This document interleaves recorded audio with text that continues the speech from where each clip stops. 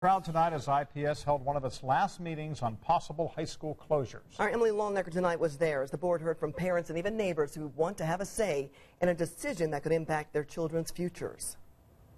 Yes, so what you were saying is that comes to another problem. Whether they were parents, taxpayers, or someone who lives near an IPS school, dozens of stakeholders came out Monday night to weigh in on which high schools the district should close next year. I would love to see George Washington stay open just because I feel like that it is a staple in the community, and especially in this neighborhood. Christina Smith's kids are still in elementary school, but when they're old enough, she'd like to see them go to George Washington, the high school in her neighborhood.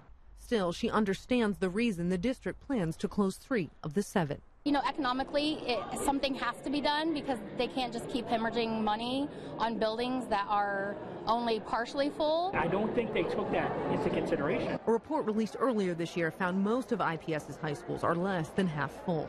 I think we should find out why the enrollment is so small and what they can do to build up the enrollment. Leah McCall says at least one of the 2 near West Side high schools needs to stay open. We're going to be doing a lot of building in the neighborhood, apartments, townhomes, different things. Those kids are going to need a place to go to school. And while everyone here may have different opinions about which schools should close, they're quickly realizing at these meetings that they're all really coming from the same place, passion for their schools. We don't want Washington to close, keep it. My kids want to stay there and get their high school diploma through there because they've been there and they've stayed there. The school board says while there are no obvious choices, these closures will save the district $4 million a year.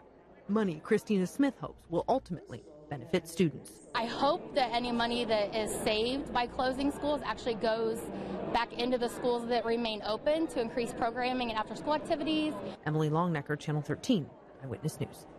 And IPS will hold one final meeting on the possible high school closings. That'll be this Thursday. It starts at 6 p.m. at the Borello Family Center at Garfield Park. The task force will give its recommendations next month, followed by the school board's final decision in September.